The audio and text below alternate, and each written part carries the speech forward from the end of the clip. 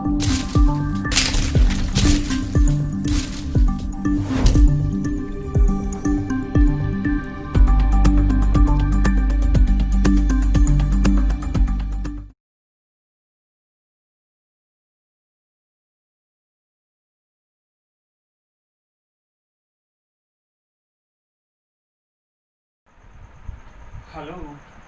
कैसे हैं दोस्तों।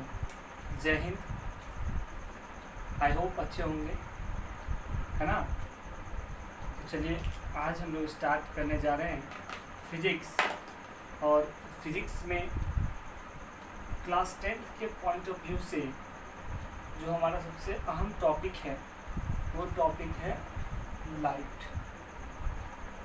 तो आज की क्लासेस में हम लोग लाइट के बारे में पढ़ेंगे कि लाइट क्या होता है, लाइट की क्या प्रॉपर्टीज होती है और इसकी क्या इम्पोर्टेंस है। तो इस सभी चीज़ों के बारे में आज की क्लासेस में हम लोग डिस्कस करेंगे। क्लियर है? ओके। तो सबसे पहले हम बात करना चाहेंगे कि ये लाइट क्या होता है। सबसे पहले बात करना चाहेंगे कि ये लाइट क्या होता है, यानी ये जो लाइट है, ये लाइट क्या चीज़ होती है। तो समझिएगा, लाइट जो है वह एक फॉर्म ऑफ एनर्जी है। फॉर्म ऑफ एनर्जी है। लाइट क्या है? एक फॉर्म ऑफ एनर्जी है। एनर्जी का एक फॉर्म है जिससे हमें किसी भी चीज़ों को देखने में क्या मिलती है, मदद मिलती है, या फिर कह सकते हैं कि संवेदना मिलती है। यानी लाइट एक ऐसे फॉर्म ऑफ एनर्जी को बोलते हैं जिससे हमको सेंसेशन ऑफ साइट यानी देखने की संवेदना मिलती है। तो कह सकते हैं कि लाइट जो है एक फॉर्म ऑफ एनर्जी होता है और इस एनर्जी से हमें किसी भी चीज़ों को देखने में मदद मिलती है। जैसे समझिए, अब मान लीजिए कि ये रूम है और अभी आप जो है यहाँ स्टडी कर रहे हैं, है ना, और लाइट अचानक से गायब हो जाए तो हम किसी भी चीज़ को विजुअल नहीं कर पाएंगे, देख ही नहीं पाएंगे। तो लाइट एक ऐसी एनर्जी है जिस एनर्जी से हम किसी भी चीज़ों को देख पाते हैं। एक रूम है, लाइट अचानक से कट गया, कोई भी चीज़ हम लोग नहीं देख पाते हैं। लेकिन वहीं पे जब हम एक बल्ब को जलाते हैं तो तुरंत बहुत सारी चीज़ों से आसपास में हमारी जो भी चीज़ें होती हैं उसको हम लोग आसानी से देख लेते हैं, है ना। तो लाइट एक ऐसी एनर्जी है जिससे हम किसी भी चीज़ों को आसानी से देख सकते हैं, मदद मिल सकती है। इसी को हम लोग लाइट बोलते हैं। तो सबसे पहले एक बात आई कि एनर्जी क्या होती है, यानी कि जब ये एनर्जी है तो सबसे पहली बात आई कि एनर्जी क्या चीज़ है। तो आप समझिएगा, एनर्जी क्या होता है। एनर्जी कहने का मतलब होता है कैपेसिटी टू डू वर्क। अब कोई भी काम करने की जो हमारी क्षमता है उसी को हम एनर्जी कहते हैं। तो लाइट जो है वह एक एनर्जी है। इसका मतलब समझिए, लाइट के पास क्षमता है, कैपेसिटी है कि वो किसी भी चीज़ को विजिबल कर सकता है, देखने के लिए हम लोग को संवेदना दे सकता है, देखने में हमको मदद कर सकता है। तो वही हमारा क्या है, लाइट। ठीक है। तो लाइट जो है वो एक एनर्जी हो गया और इस एनर्जी से हम किसी भी चीज़ों को देख पाते हैं। बहुत अच्छी बात है। अब एनर्जी जब कभी भी होगा तो एनर्जी जब भी फ्लो करेगा तो in the form of wave. Energy जब भी प्रोपागेट करेगी एक जगह से दूसरे जगह, एनर्जी जब कभी भी जाएगी तो वह वेव के रूप में प्रोपागेट करेगी। तो यहाँ एक टर्म्स आ गया कि वेव क्या होता है। तो वेव आप समझिएगा, वेव क्या होता है, किसी भी चीज़ों का जो पीरियोडिक वाइब्रेशन होता है, periodic vibration of the particles का जो पीरियोडिक वाइब्रेशन होता है उसी को हम लोग वेव कहते हैं।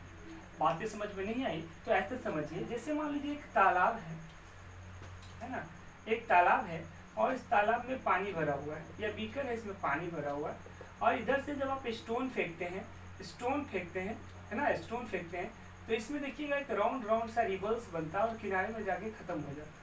अब सोचिए रिबल्स क्यों बन रहा होगा। तो रिबल्स इसलिए बनता है कि जब स्टोन को हम फेंकते हैं तो वाटर के सरफेस पे ये स्ट्राइक करता है, कोलाइड करता है, टकराता है वाटर के सरफेस पे और टकराने के बाद यहाँ के पार्टिकल्स में वाइब्रेशन क्रिएट कर देता है और ये जो वाइब्रेशन होता है वो सभी डायरेक्शन में इक्वल होता है, सभी डायरेक्शन में क्या होता है, इक्वल होता है, और इसी के चलते यहाँ से रिवर्स का फॉर्मेशन हो जाता है।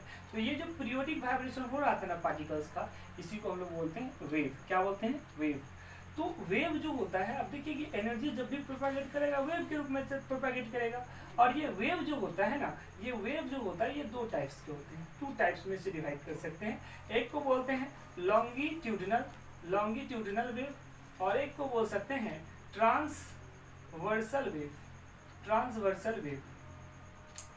देखिए वेव के बारे में आपको डिटेल डिस्कशन चाहिए, डिटेल में बातें आपको समझनी है, तो अपना एक टॉपिक आएगा साउंड, और साउंड वाले चैप्टर में उसको डिस्कस करेंगे, या फिर आप देखेंगे कि 11th का जो हम फिजिक्स का वीडियो बनाएंगे वो स्पेशली हम लोग वेव पे बनाएंगे, तो आप वहाँ से डिस्कस कर सकते हैं। बट नॉर्मली 10th में हम लोग को इतना ही कुछ समझना है, इसीलिए इतना ज़्यादा डिटेल डिस्कशन नहीं कर रहे हैं।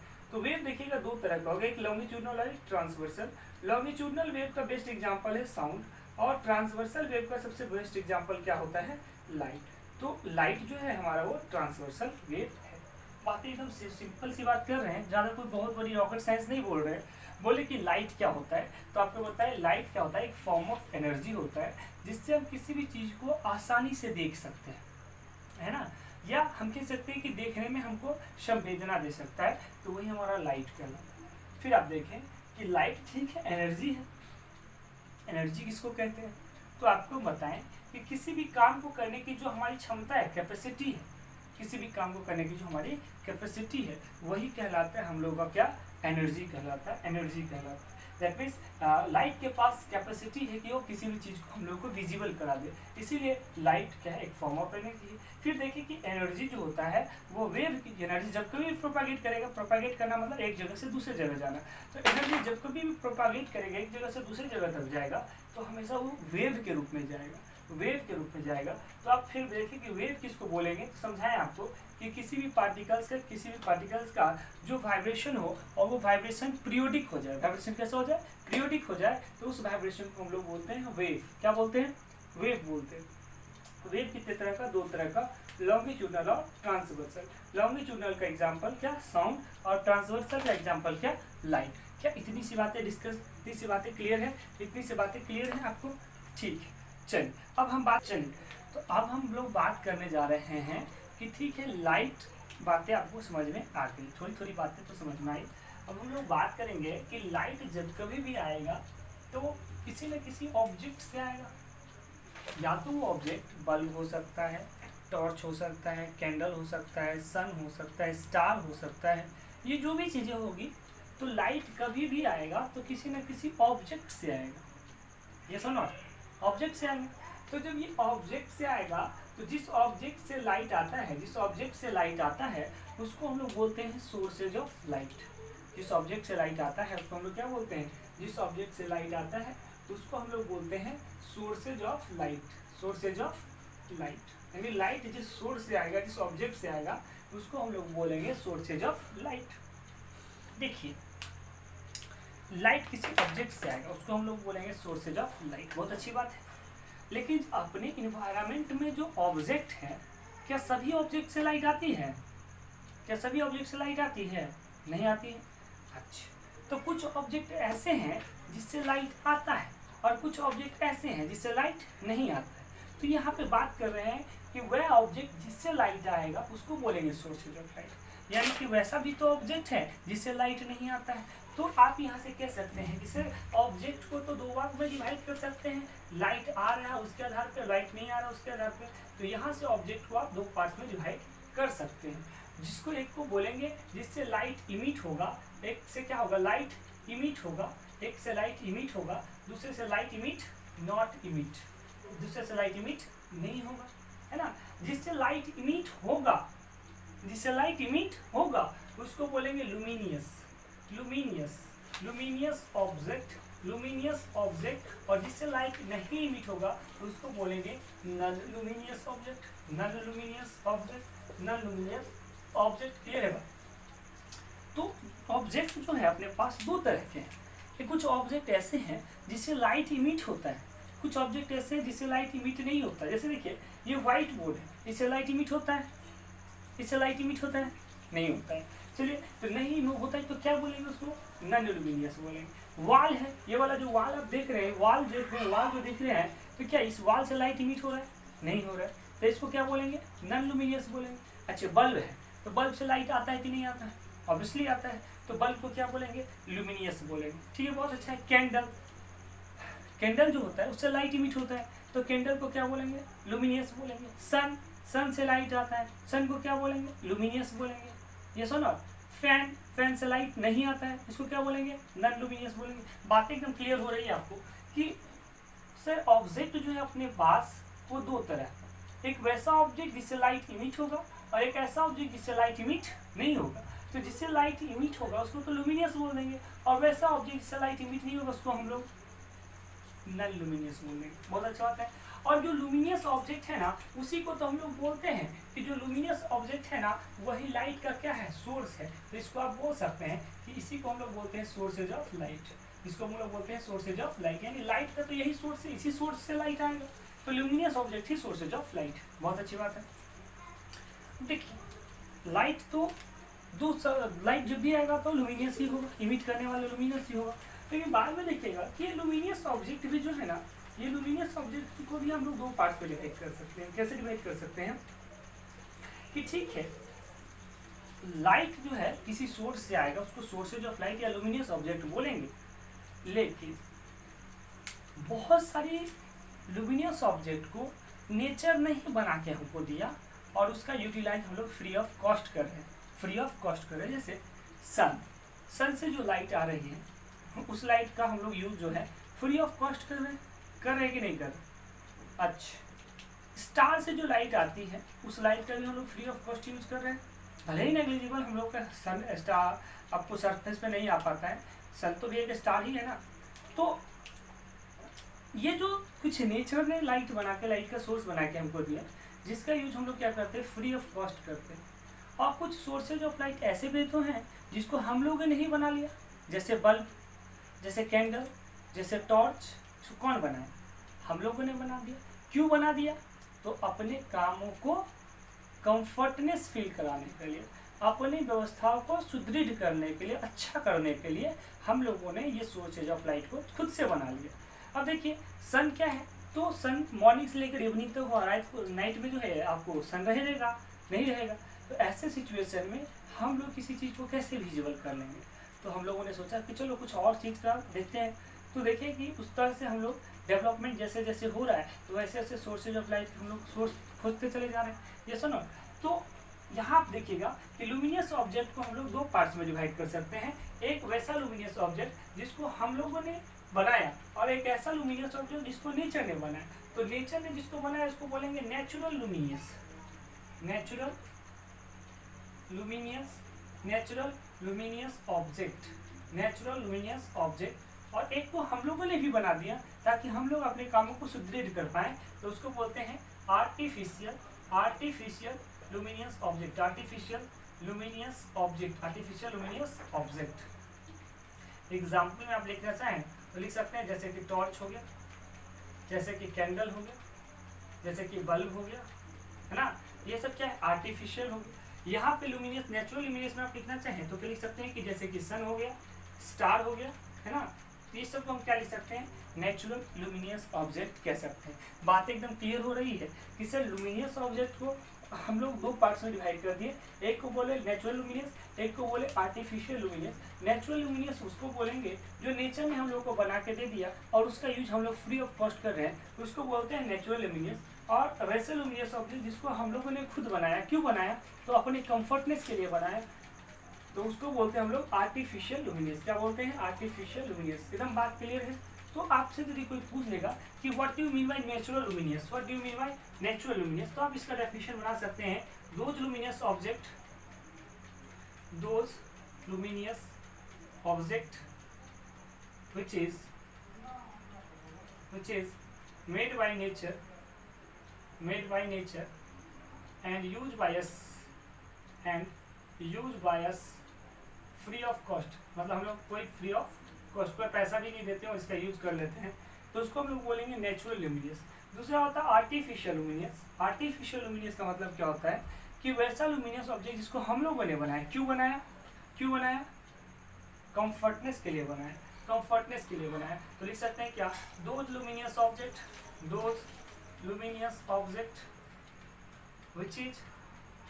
which is made by human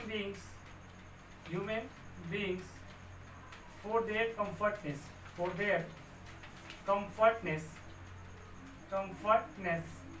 अपने कंफर्टनेस के लिए बनाया, इसको हम लोग बोलेंगे आर्टिफिशियल लुमिनियस।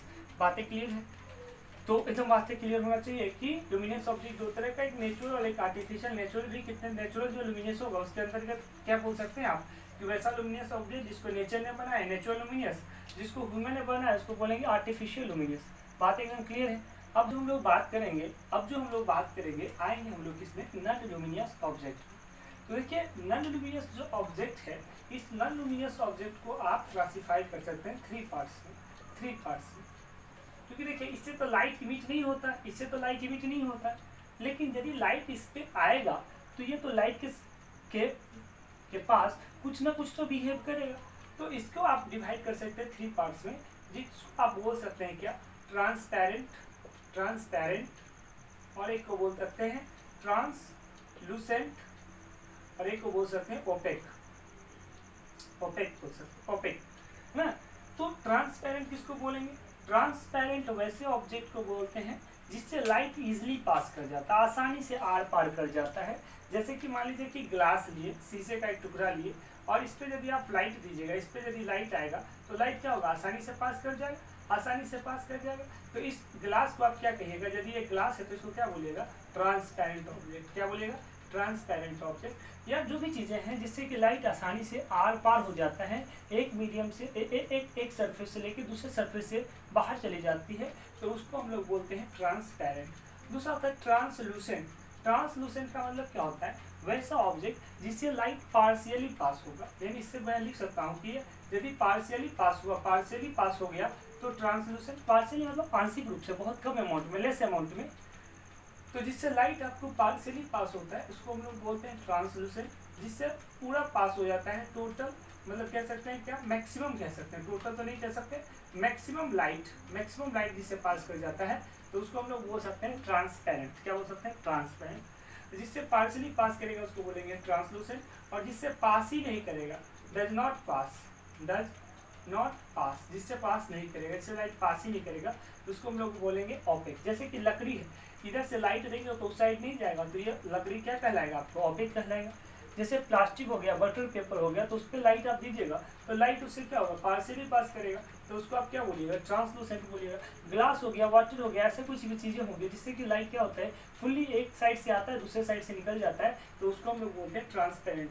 क्या? ट्रांसपेरेंट, ट्रांसलूसेंट और ओपेक। बात एकदम क्लियर है कि ऑब्जेक्ट को हमने डिवाइड किया दो पार्ट्स में। एक को बोले हम लोगों ने, एक को बोला क्या? लिमिट, जिससे लाइट इमिट होगा तो उसको बोलेंगे लुमिनियस। एक उससे वैसे ऑब्जेक्ट जिससे लाइट इमिट नहीं होगा उसको बोलेंगे नॉन लुमिनियस। फिर देखिए कि लुमिनियस को हम दो पार्ट्स में डिवाइड कर दिए, नेचुरल लुमिनियस और आर्टिफिशियल लुमिनियस। और फिर उस साइड में आप देखें कि नॉन लुमिनियस को फिर हम लोगों ने डिवाइड कर दिया तीन पार्ट में, ट्रांसपेरेंट, ट्रांसलूसेंट और ओपेक। ट्रांसपेरेंट का मतलब जिससे लाइट पूरी तरह से पास हो जाएगा, ट्रांसपेरेंट जिससे लाइट पार्शियली पास होगा, ट्रांसलूसेंट और जिससे लाइट पास ही नहीं होगा उसको बोलेंगे हम लोग ओपेक। क्या बात एकदम क्लियर है? एकदम क्लियर है? क्या बात एकदम क्लियर है? ठीक है। तो अब हम लोग बात करेंगे, जो करेंगे उसमें हम लोग देखिए, तो अब हम लोग बात कर रहे हैं कि अभी तक जो हम लोग देखे उसको एक रफ डायग्राम में आपको बता देते हैं। तो बताएं आपको कि लाइट क्या होता है। तो लाइट के बारे में एक एनर्जी होता है और जो हमको क्या करता है? सेंसेशन ऑफ साइट देता है, ठीक है।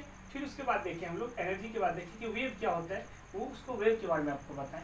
तो यहाँ से देखिए कि लाइट क्या होगा? लाइट इज अ ट्रांसवर्सल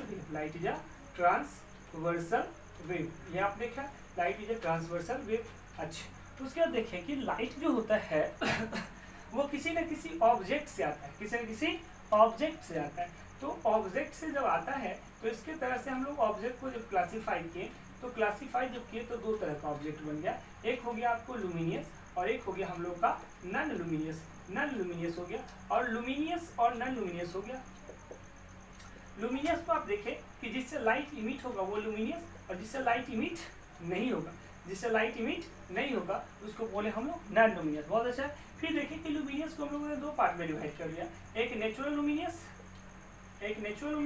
और एक आपको बताएं आर्टिफिशियल लुमिनियस। एक क्या बताएं? Artificial luminous. क्लियर है बात? तो नेचुरल लुमिनियस में आप देखें कि सन आ गया, स्टार आ गया, फायर फ्लाई आ गया, फायर फ्लाई मतलब जिग्नू होता है, फायर फ्लाई आ गया। तो ये सब क्या होता है हम लोगों का? नेचुरल लुमिनियस होता है ना। और आर्टिफिशियल लुमिनियस में आपने देखा जैसे कि बल्ब आ गया, कैंडल आ गया, टॉर्च आ गया, कैंडल हो गया, टॉर्च हो गया, ये सब क्या हो गया? आर्टिफिशियल लुमिनियस हो गया। फिर आप देखें वहीं से कि नॉन लुमिनियस को हम लोगों ने तीन पार्ट्स में डिवाइड किया, एक को बोले ट्रांसपेरेंट, एक को बोले ट्रांसपेरेंट, एक को बोले ट्रांसलूसेंट, और एक को बोले क्या? ओपेक। क्या बोले? ओपेक। तो अभी तक हम लोग इतनी बातें आपको बता चुके हैं कि हम लोग क्या क्या देखें। ठीक है, ठीक। अब देखिए, अब हम लोग बात करेंगे, ये बेसिक फंडामेंटल था, ये बेसिक चीजें हैं, इसलिए इतनी की बात जो है हम लोग आपको बताएं। अब हम लोग देखेंगे क्या कि लाइट जो है वो कैसे आती है और क्या क्या प्रॉपर्टीज को शो करती है ना। अब हम लोग देखेंगे तो समझिएगा कि लाइट जो है लाइट जो है वह जब भी आएगा ना तो वह हमेशा रे के रूप में आएगा। सर रे के रूप में क्यों आएगा? तो मैथमेटिकली आप समझते हैं रे किसको बोलते हैं? रे कहते हैं क्या? किसी एक पॉइंट, उसका एंड पॉइंट होता है और एक पॉइंट जब इनफाइनाइट तक जाती है तो मैथमेटिकली उसे ही हम रे कहते हैं। तो जो भी लाइट आएगा वो तो किसी ऑब्जेक्ट से आएगा, किसी सोर्स ऑफ लाइट से आएगा। तो जब सोर्स ऑफ लाइट से आएगा तो लाइट यहाँ से निकलेगा और लाइट निकलने के बाद इनफाइनाइट तक जा सकता है। तो देखिए, एक सोर्स से जब लाइट निकलेगा तो ये इसका एंड पॉइंट हो गया, ये सुना। और दूसरा क्या हो गया? इनफाइनाइट, मतलब कहीं भी जा सकता है कि नहीं। तो इसीलिए कह सकते हैं कि लाइट जब भी आएगा तो इन द फॉर्म ऑफ रे। लाइट जब भी आता है ना तो वो रे के रूप में आता है। किसके रूप में आता है? रे के रूप में। लेकिन रे जो होता है वो कभी भी सिंगल नहीं होता है, वो जब भी होता है ना बंडल में होता है, कलेक्शन में होता है। यानी एक रे नहीं निकलेगा। लेजर लाइट में देखते हैं एक रे निकलता है ना। लेकिन किसी सोर्स से जब लाइट निकलेगा जो हमको विजुअल करने में मदद करेगा, देखने में मदद करेगा, तो वो सिंगल बीम आएगा तो हमको उसका कुछ पता नहीं चलेगा। जैसे एक्सरे करते हैं या कोई भी चीज़ करते हैं तो देखते हैं उसमें बीम ऑफ लाइट आता है, यानी कि क्या होता है? रे का बहुत सारा कलेक्शन एक साथ आता है। तो रे जब भी आएगा ना, यदि वो सिंगल होगा तो हम लोगों को कोई फायदा ही नहीं होगा, कोई चीज़ को हम लोग विजुअल ही नहीं कर पाएंगे। लेजर लाइट से कोई चीज़ खोज लीजिएगा, नहीं खोज पाइएगा, लेजर लाइट से नहीं खोज पाइएगा। लेकिन उसी लेजर लाइट का में जो बीम आता है, रे आता है, वैसे बहुत सारे रे का जब कलेक्शन हो जाता है, यानी कलेक्शन रे का क्या हो जाए? कलेक्शन हो जाए। रे का क्या हो जाए? कलेक्शन हो जाए। तो कलेक्शन ऑफ रे कहलाता है बीम। कलेक्शन ऑफ रे क्या कहलाता है? बीम कहलाता है। कलेक्शन ऑफ रे क्या कहलाता है? बीम कहलाता है। यानी बहुत सारे रे का कलेक्शन कहलाता है बीम। क्या कहलाता है? कलेक्शन ऑफ रे क्या कहलाता है? बीम कहलाता है। और ये बीम जो होता है ना, वो बीम जो होता है थ्री पार्ट्स में इसको डिवाइड कर सकते हैं। तीन तरह का बीम होता है। एक को बोलते हैं कन्वर्जिंग बीम, एक को बोलते हैं हम लोग डाइवर्जिंग बीम, है ना। और एक जो बचता है उसको हम लोग बोलते हैं पैरेलल बीम। क्या बोलते हैं? Parallel beam. तो बीम कितने तरह का हो गया आपको पता हो गया होगा? कन्वर्जिंग, डाइवर्जिंग और पैरेलल। बीम कितने तरह का हो गया? कमेंट करिए तो कितने तरह का हो गया? कन्वर्जिंग, डाइवर्जिंग और पैरेलल कितने तरह का? फटाफट कमेंट करिए। हाँ ठीक है, कन्वर्जिंग, डाइवर्जिंग और पैरेलल। तो बीम जो होता है हम लोगों का वो तीन तरह का होता है। एक को बोलते हैं कन्वर्जिंग बीम, एक को बोलते हैं डाइवर्जिंग बीम और एक को बोलते हैं पैरेलल बीम, है ना। कन्वर्जिंग, देखिए कन्वर्जिंग बीम का मतलब क्या होता है? कन्वर्जिंग का मतलब होता है कि किसी सोर्स से लाइट आया और लाइट आने के बाद किसी एक पॉइंट पे कन्वर्ज कर गया। जैसे मान लीजिए ये अलग अलग एक ही किसी सोर्स से लाइट आ रही है और लाइट आकर क्या हो रही है? एक पॉइंट पे आकर क्या कर रही है? मीट कर रही है। तो किसी दूसरे पॉइंट से भी लाइट आ रहा है, लेकिन यदि एक ही पॉइंट पे जाके मीट कर रहा है तो वैसे बीम को हम लोग बोलते हैं कन्वर्जिंग बीम।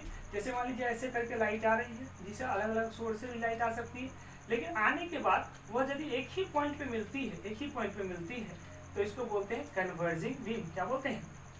Converging beam.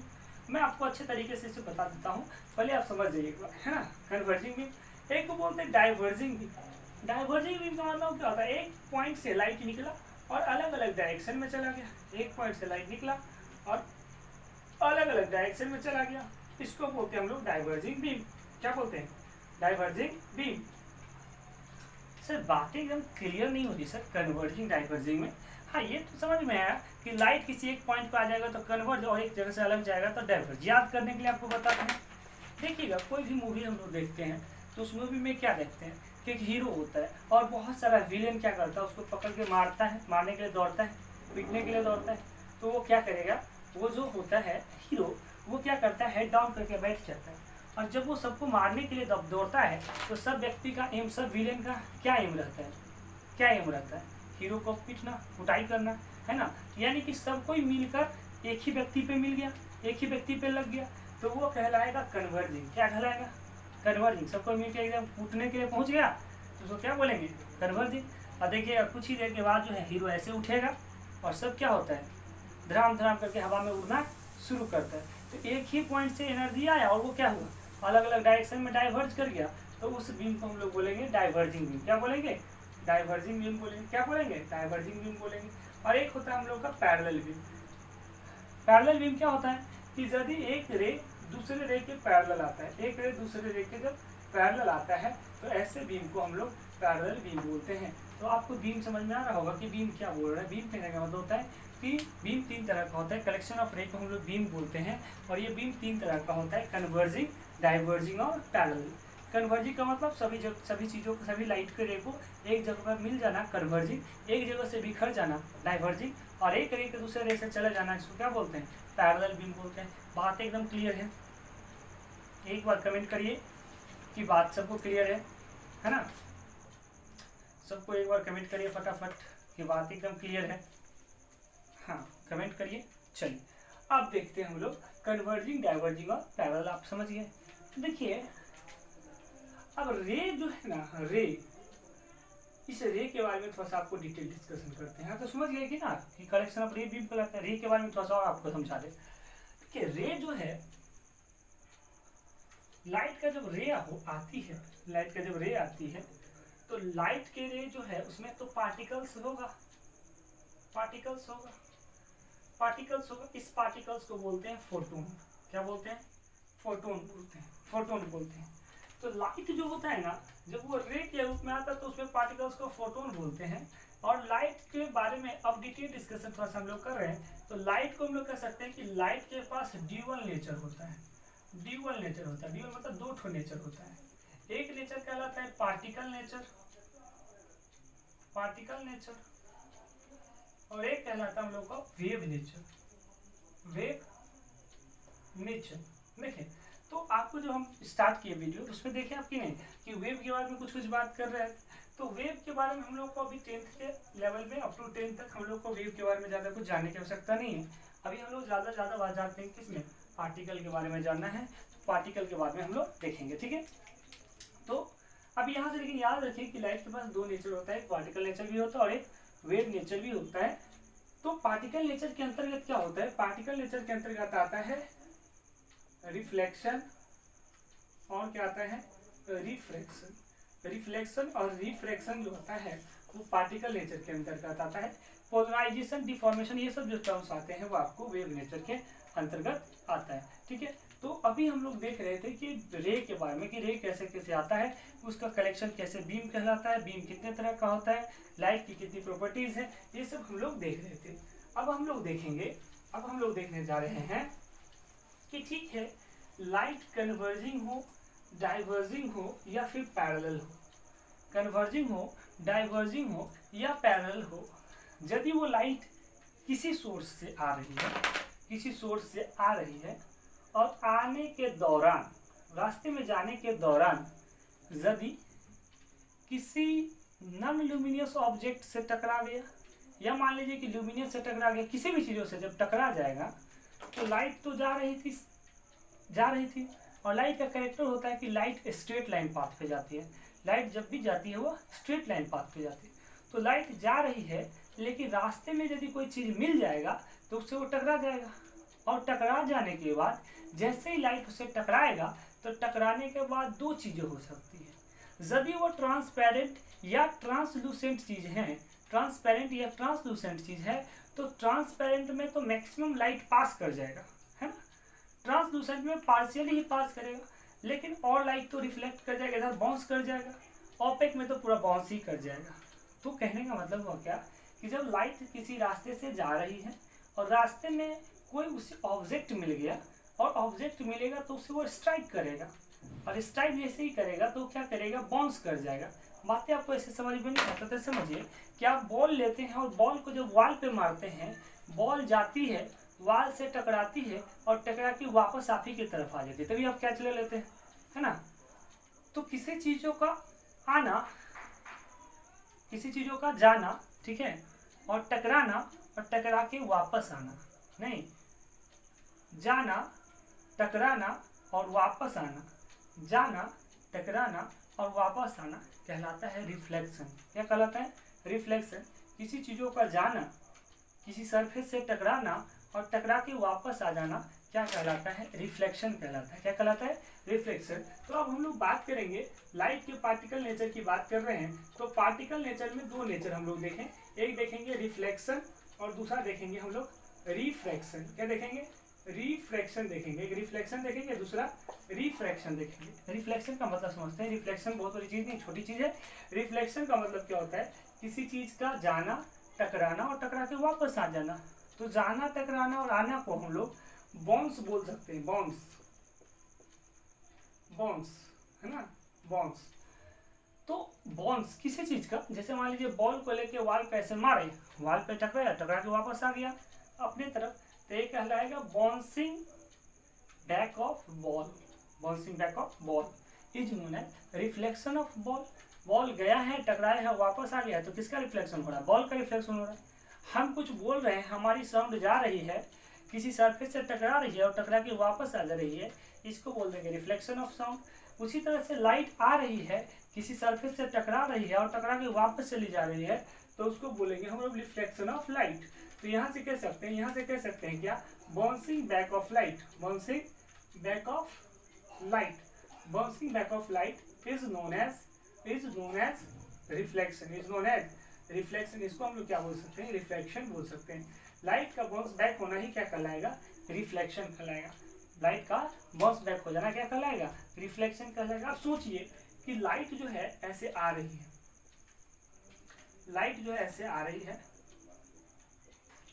आने के बाद सरफेस से टकरा रही है और सरफेस से टकराने के बाद ये वापस जा रही है, वापस जा रही है, वो वापस जा रही है, इसको हम रिफ्लेक्शन कहेंगे। लेकिन सोचिए ये तो सरफेस पे टकरा रही है, और यहाँ सरफेस भी दो तरह का हो सकता है, या तो सरफेस प्लेन हो सकता है या तो सरफेस रफ हो सकता है। यानी प्लेन का मतलब बोल सकता हूँ कि स्मूथ हो सकता है या तो रफ हो सकता है। अब जब सरफेस एकदम प्लेन है, एकदम प्लेन है तो कोई बात नहीं, लेकिन यदि रफ है, ऐसे ऐसे है, तो लाइट इसमें देखिए सब पार्टिकल्स एक जैसा अरेंज है, सब एक ही जैसा अरेंज है, तो लाइट इसमें ऐसे आएगा, हाँ, और टकरा के वापस चला जाएगा, ऐसे ऐसे लाइट आएगा, ऐसे टकरा के चला जाएगा।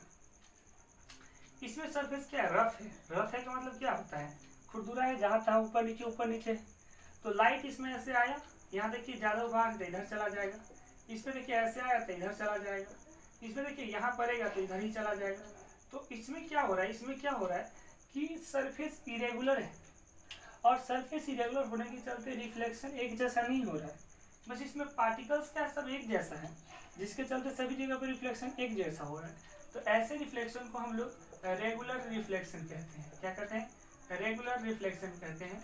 और इस सरफेस पे होने वाला रिफ्लेक्शन को हम लोग इरेगुलर रिफ्लेक्शन कहते हैं। क्या कहते हैं, इरेगुलर रिफ्लेक्शन कहते हैं, इरेगुलर रिफ्लेक्शन कहते हैं।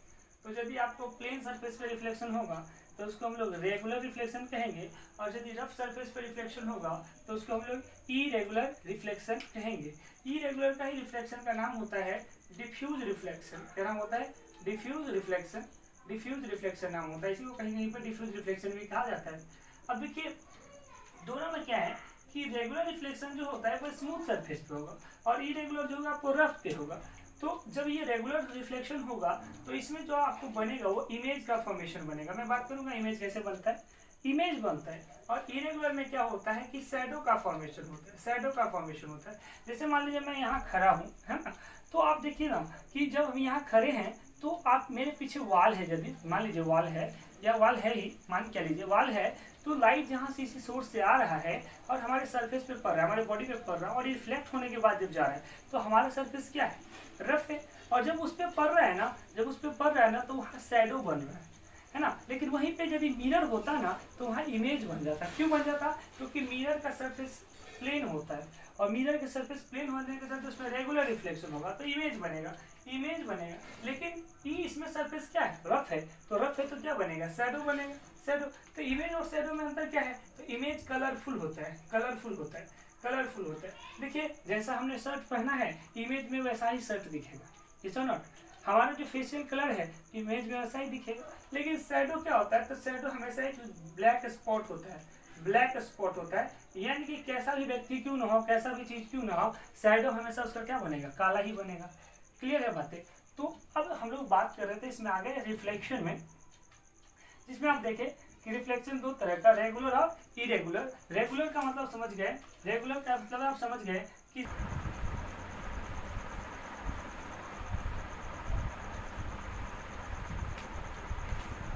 चलिए, तो अब हम लोग देख रहे हैं क्या कि रिफ्लेक्शन क्या होता है और रिफ्लेक्शन किसी सरफेस पे होगा तो वो कैसे होगा, है ना।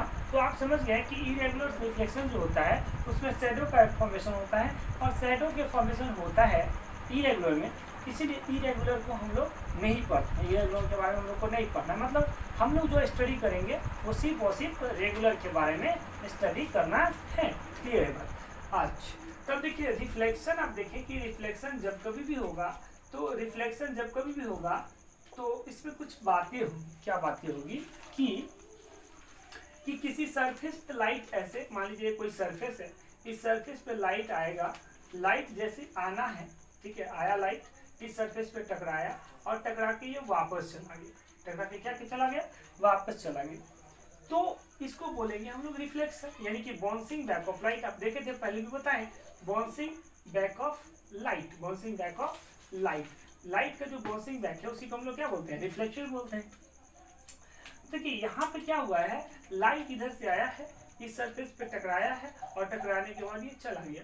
तो जो लाइट आ रही होती है, जो रे आ रही होती है, उसको हम लोग बोलते हैं इंसिडेंट रे। क्या बोलते हैं, इंसिडेंट रे, ठीक है। जो लाइट आ रही होती है उसको बोलते हैं हम लोग इंसिडेंट रे। और जिस पॉइंट पे टकराती है उस पॉइंट को बोलते हैं हम लोग point of incidence, point of incidence, point of incidence. जिस पॉइंट पे टकराती है उसको बोलते हैं पॉइंट ऑफ इंसिडेंट, ठीक है।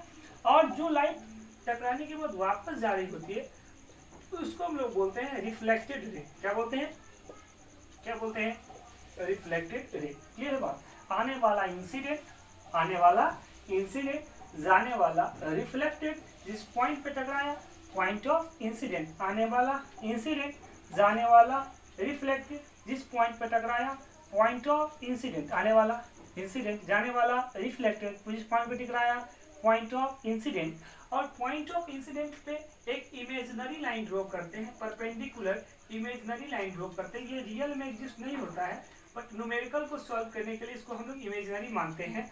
इमेजिनरी एक परपेंडिकुलर लाइन मानते हैं जिसको हम लोग बोलते हैं नॉर्मल। क्या बोलते हैं, नॉर्मल बोलते हैं। क्या बोलते हैं, नॉर्मल बोलते हैं। क्लियर है।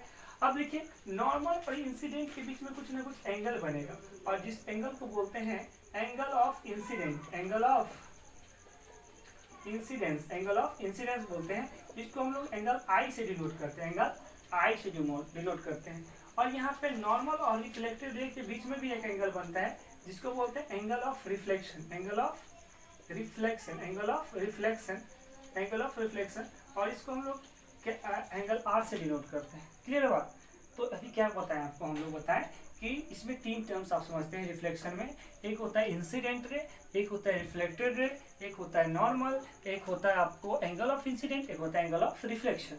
तो आने वाला इंसिडेंट, जाने वाला रिफ्लेक्टेड, जिस पॉइंट पे टकराया point of incident, point of incident पे खींचा हुआ perpendicular line normal, incident ray और नॉर्मल के बीच में बना हुआ angle, angle of incident, reflected ray और नॉर्मल के बीच में बना हुआ एंगल ऑफ रिफ्लेक्शन। ठीक है, क्लियर है बात। चल अब देखिए रिफ्लेक्शन जब कभी भी होगा, तो ये टर्म्स जब आप समझ गए हैं, तो रिफ्लेक्शन जब कभी भी होगा तो ये कुछ लॉ को फॉलो करेगा, कुछ नियम को फॉलो करता है। एकदम कॉमन सा लॉ है, आप समझ जाइएगा, बहुत ज़्यादा बड़ा लॉ नहीं है। इसका लॉ क्या है, इसका मेनली 2 लॉ है, 2 लॉज हैं। रिफ्लेक्शन के 2 नियम है। ठीक है, पहला रूल क्या है, रूल 1 क्या है, रूल 1 क्या है कि इंसिडेंट रे, ठीक है, रिफ्लेक्टेड रे और normal lies on the same plane. मैं लिख दे रहा हूं, incident ray, reflected ray and normal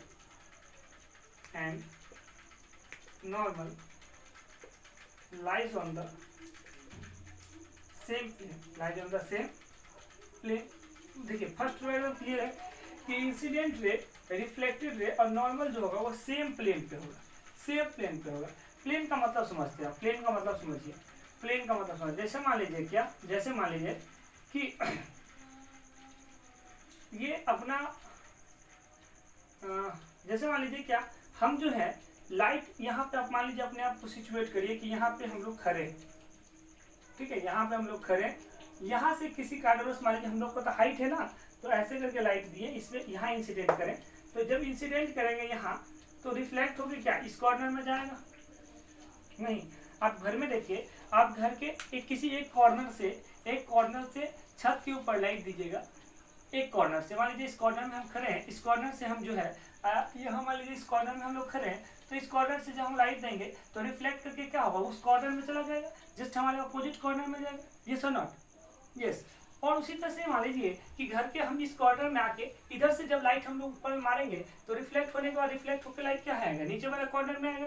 clear है बात, क्लियर है। हाँ, तो इसी को बोलते हैं हम लोग सेम प्लेन। क्या बोलते हैं, सेम प्लेन। तो फर्स्ट एकदम क्लियर है, incident ray, reflected ray and normal lies on the same plane. Rule 2 क्या है इसका, रूल 2 क्या है कि angle i is equal to angle r, angle i is equal to कितना, एंगल आर, यानी इंसिडेंट एंगल और रिफ्लेक्टेड एंगल क्या होता है, बराबर होता है। Angle i is equal to क्या होता है, एंगल आर होता है। तो इसी को हम लोग बोलते हैं, ये रूल है क्या, 2, सेकेंड रूल है किसका, रिफ्लेक्शन का। अच्छा, इससे एक क्वेश्चन बना लेते हैं, ठीक है, क्वेश्चन बना लेते हैं। जैसे मान लीजिए कि कैसा क्वेश्चन रहेगा कि मान लीजिए ऐसे एक सरफेस है ना, ये तो प्लेन सरफेस आप समझ रहे हैं, सरफेस है, एक सरफेस है, इस सरफेस तो ऐसे पता है कि आप एक प्लेन सरफेस है, इसमें मान लीजिए कि इंसिडेंट आया, एक रिफ्लेक्टेड ऐसे गया और ये आपका हो गया नॉर्मल, ये क्या हो गया, नॉर्मल। और यहाँ से मान लीजिए कि बोल रहा है ये जो है आपको 35 डिग्री एंगल है, तो पूछता है एंगल आई निकालिए और एंगल आर निकालिए। सिंपल सी क्वेश्चन है, बहुत बड़ा चीज नहीं। तो देखिए नॉर्मल है, तो नॉर्मल से पूरा एंगल कितना होता है, 90 होता है ना, नॉर्मल तो 90 डिग्री परपेंडिकुलर होता है, 90। तो यहाँ से यदि हम यहाँ तक जाएंगे तो 90, लेकिन यहाँ से यहाँ तक ही गए तो कितना हुआ, 35 ही हुआ। तो अब कितना बच गया 90 में, तो 90 में बच गया 90 माइनस ऑफ 35, यहाँ से कर दीजिए तो कितना आ गया 55। तो ये एंगल ऑफ इंसिडेंट आपका कितना आ गया 55। और इस रूल को जब यहाँ अप्लाई करिएगा तो एंगल आई बराबर एंगल आर, तो इसको क्या बोलेगा 55 डिग्री। क्लियर है। तो यहाँ से आप एंगल आई क्या बोल सकते हैं 55 डिग्री और एंगल आर क्या बोल सकते हैं 55 डिग्री। देखिए क्यों, क्योंकि देखिए इंसिडेंट एंगल किसको बोलते हैं, इंसिडेंट एंगल बोलते हैं क्या, नॉर्मल और इंसिडेंट के बीच में बने हुए एंगल को। लेकिन अभी आपको कौन सा एंगल दे दिया है, ग्लेज एंगल दे दिया है। मैं यहाँ पे एक बात और बोल दूँ कि यहाँ जो बना हुआ एंगल होता है उसको हम लोग ग्लेज एंगल या फिर बोल सकते हैं तो प्लेन एंगल भी बोल सकते हैं, प्लेन एंगल, ग्लेज एंगल या प्लेन एंगल। उसी तरह से यहाँ भी आप बोल सकते हैं क्या, ग्लेज एंगल या बोल सकते हैं क्या, प्लेन एंगल, ग्लेज एंगल या क्या बोल सकते हैं, प्लेन एंगल बोल सकते हैं। क्लियर है बात। तो ग्लेज एंगल और प्लेन एंगल। तो यहाँ देखिए एंगल आई कितना हो गया 55, एंगल आर कितना हो गया 55। तो एकदम सिंपल सी क्वेश्चन होती है, ज़्यादा कुछ इसमें डिस्कस और कुछ नहीं करना है। देखिए तो हम लोग आज की क्लासेज में बात की कि रिफ्लेक्शन क्या होता है, रिफ्लेक्शन किसी सरफेस पे कैसे हो जाता है, लाइट के बारे में जो बेसिक टर्म्स थे उसको हम लोगों ने आज क्लियर करा। नेक्स्ट वीडियो में हम लोग मिलते हैं और नेक्स्ट वीडियो में हम लोग देखेंगे कि किस तरह से जो है आपको इमेज का फॉर्मेशन होगा, इमेज क्या चीज़ें होती है, किस तरह से इमेज जो है बनता है किसी प्लेन मिरर में, किसी स्फेरिकल मिरर में, है ना, कैसे हम किसी चीज़ों को देखकर आप बता सकते हैं किसी मिरर में कि उसका इमेज कहाँ बनेगा और कैसे नेचर का बनेगा। अगले वीडियो में हम लोग देखेंगे इसके बारे में। ठीक है, जय हिंद दोस्तों, मिलते हैं।